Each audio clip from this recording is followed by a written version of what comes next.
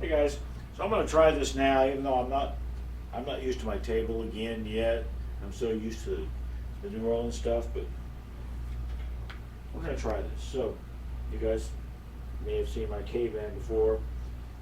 This is exactly the same as the distance between two diamonds.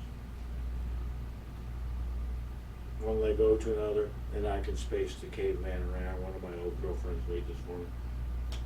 So what I'm doing is I'm putting him right in the middle of these two diamonds.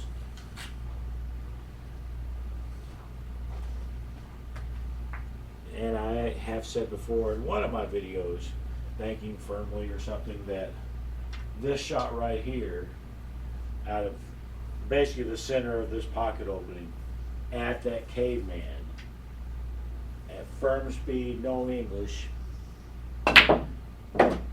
that's a shot that I would shoot every time and have a very high confidence in making. So what I'm going to do is I'm going to take some donut holes and I'm going to set that up and then set up a couple of other things. We have established that I'm horrible at examples, but I'm going to try to set up some decent examples for you guys this time around. So we're going to set him up again from the center of this pocket opening to my caveman. And I'm going to put a donut hole right there on that line. And I'm going to put another donut hole for the cue ball right there on that line. Yeah. This is exciting so far, right? So as I said,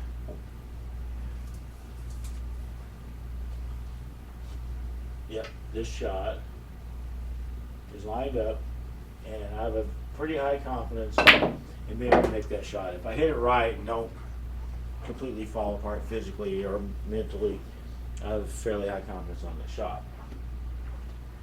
The question that I have asked, and I asked this question of a Hall of Fame baseball player the other day, which is what led me to want to make this video, is what if it's not on that line, that perfect line. Now for me, this is the perfect line for the cross corner. Other people are going to have different strokes and stuff like that. Even the people who are a hell of a lot better bankers than me, they may have a slightly different line. For me, that's it for this shot. But the question is, what if it's not there? What if it's here? Or what if it's on the other side? So the ball has to be, in this case, the ball has to be shortened up. You have to shorten up the bank. Or if the ball was down here, you have to lengthen out the bank. In other words, I think I'm being a little bit simplistic here, but if I shoot this shot, no English at firm speed, it's going to come quite a bit short, right? If I put it over here, where now I have to shorten it up. If I don't shorten it up and I just hit it dead straight in the face with no English at firm speed, it's going to go long. So it has to be adjusted. And so I have asked some people in my life, much better bankers than me, what is your preferred way to adjust these banks? So what I'm going to do is I'm going to take some donut holes, and I'm going to put one where you have to shorten the ball up, and one where you have to lengthen the ball out. And I asked them, what is your preferred way to do this? There are three ways to lengthen this one ball out in this example. I can just cut it a little bit to my right. Instead of hitting it dead in the face, I can just cut it a little bit to my right. Again, no English and all that in this case. Well, we're not going to count the scratch. I can shoot it softer and let it lengthen out that way. That may not be enough in this case, but I can try.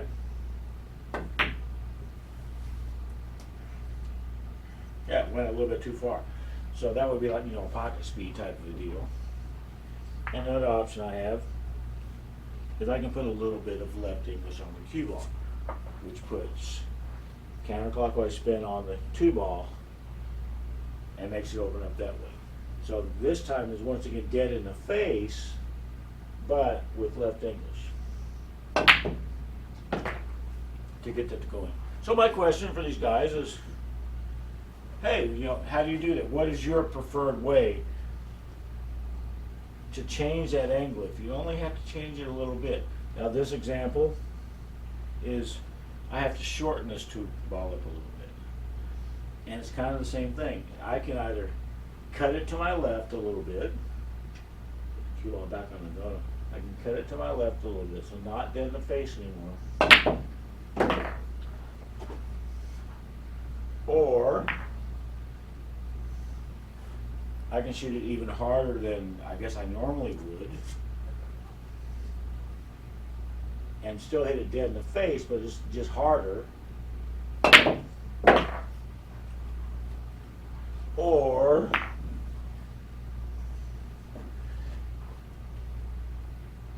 I can hit it dead in the face with a little bit of right English on the cue ball. I'm just going to put clockwise spin on the two and make it shorten up. How about that rail?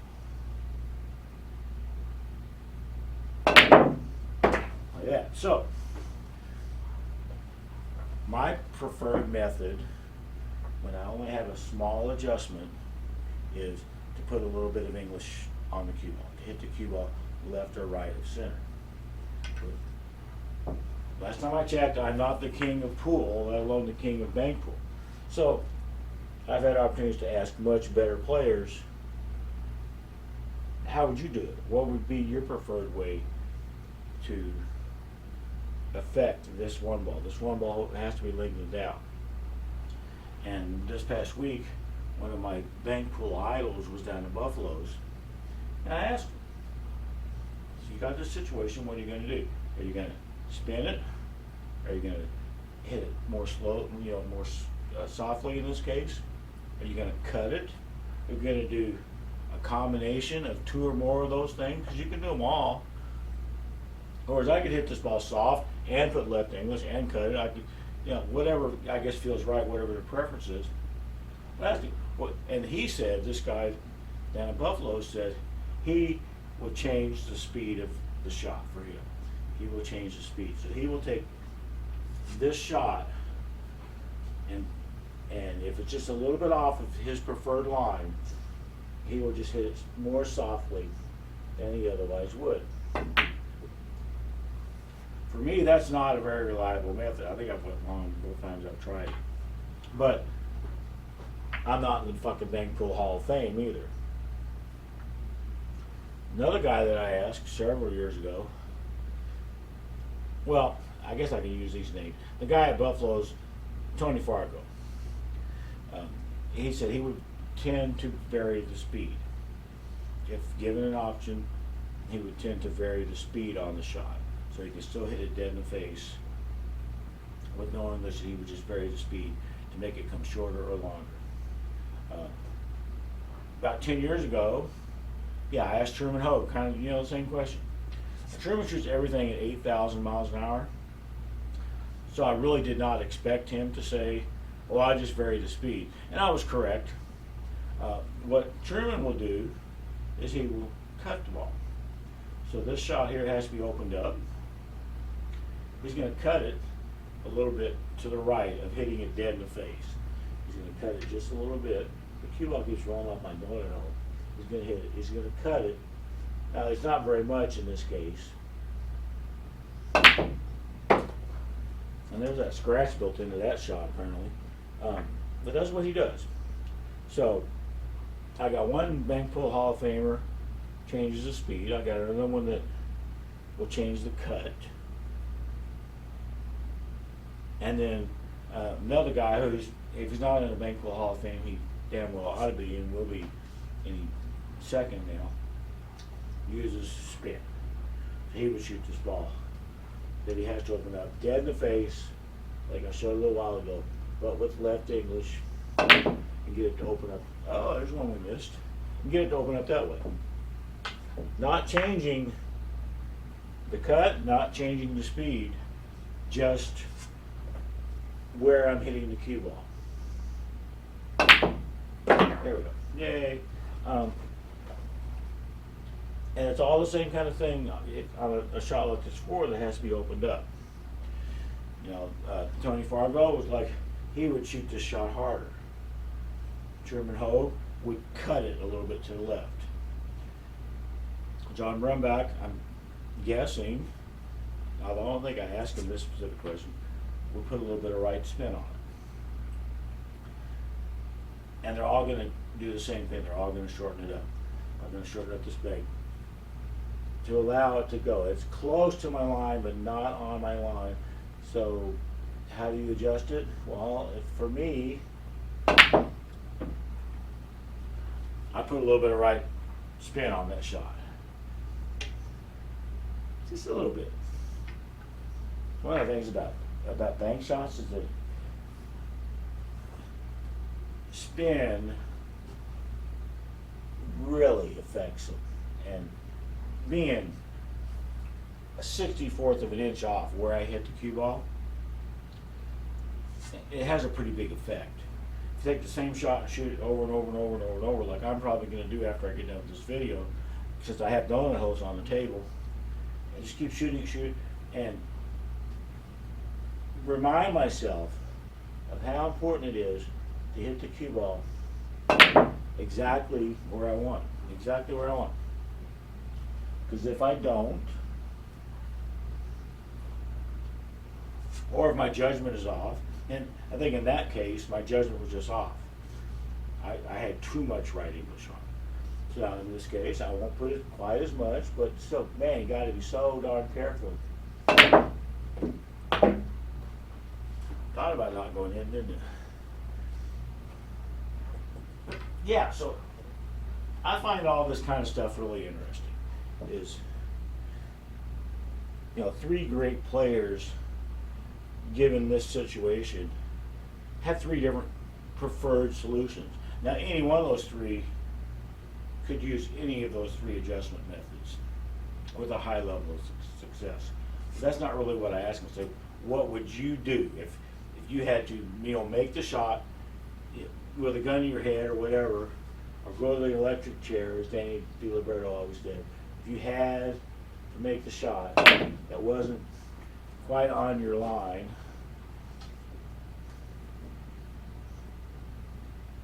then how would you make the adjustment? I still think it was interesting. So.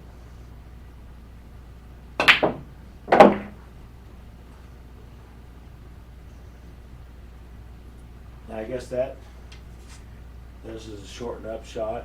I guess that kind of goes along with, you know, one of the things that I've said before and said many, many times is everybody's different. There's no one single right way to do probably just about anything. Everybody's different. Everybody has their preferences and what they're better at. I myself am better at those little adjustments with English. But if there was some rule that they put out, some whiny crybaby rule said you can't use English anymore, and I had to start cutting balls, sure, I could figure that out eventually. Just right now, it is not my preference.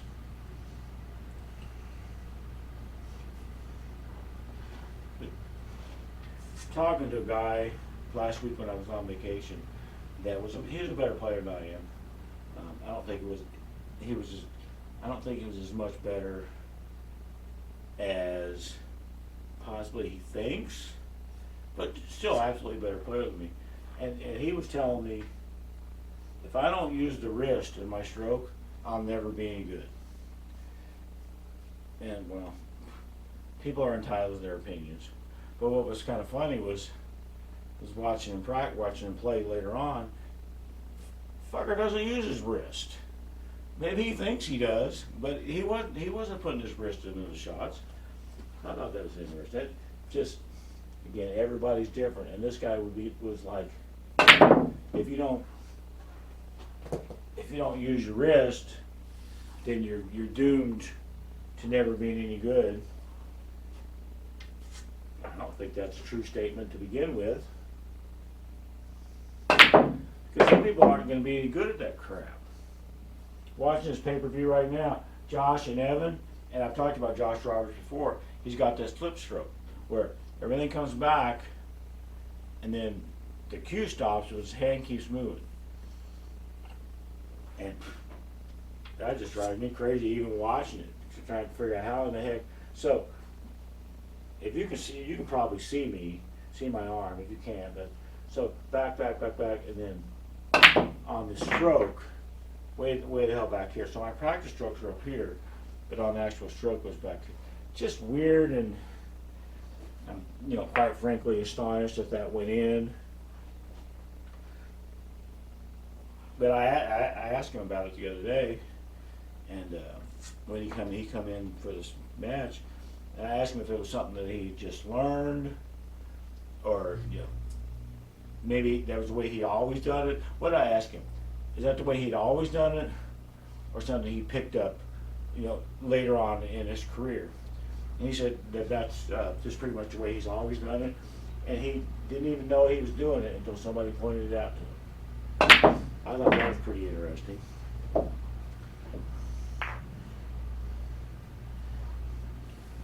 I could try the same kind of crap with a different setup, but I don't have any that I feel as confident about being able to hit accurately.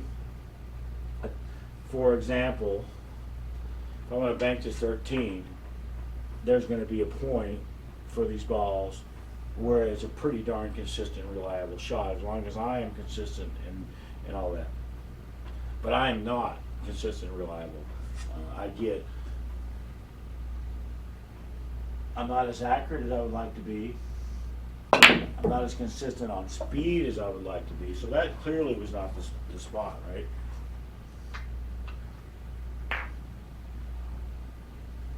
But down here, it's all right. Going this kind of distance, any little deviation in speed, or where's the tip hitting the cue ball, whether or not there's a slight cut that you didn't want to put on there, any little deviation really magnifies everything. I might have hit that ball perfect, or I might have hit it just a little bit off it. You never know. So I think I started to ramble. This is all I want to say was just talking about adjusting banks. If somebody tells you, hey, you're close, but you have to adjust it, therefore you must use English.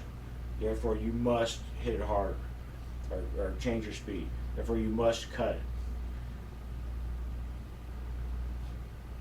They don't necessarily, they're not right saying you must do something, because there are different ways to do it.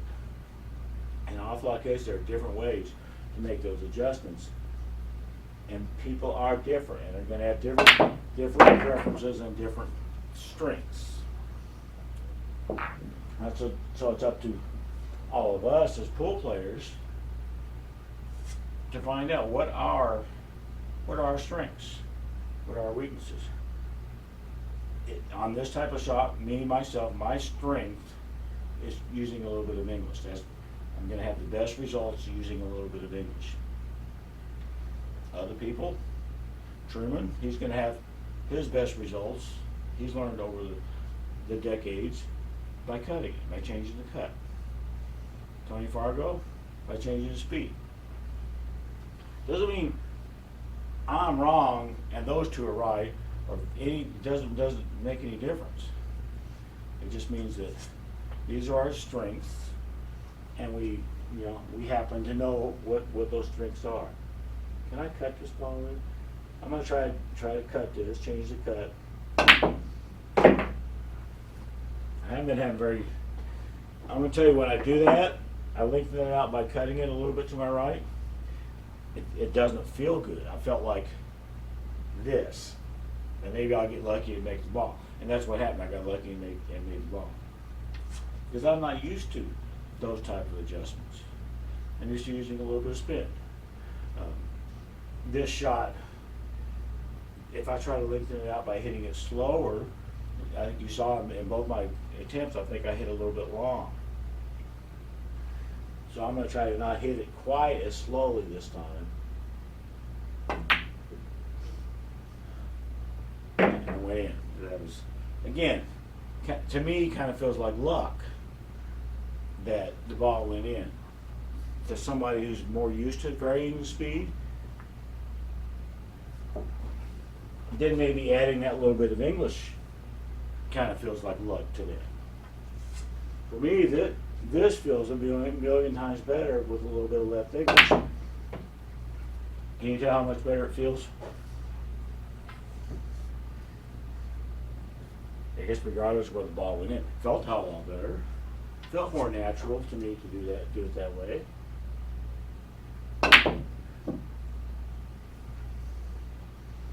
Can't make the 6. Mental note. I think I'm done. I think I said what I wanted to say. It just, I guess yet another example of one of the things that I keep saying all the damn time is everybody's different.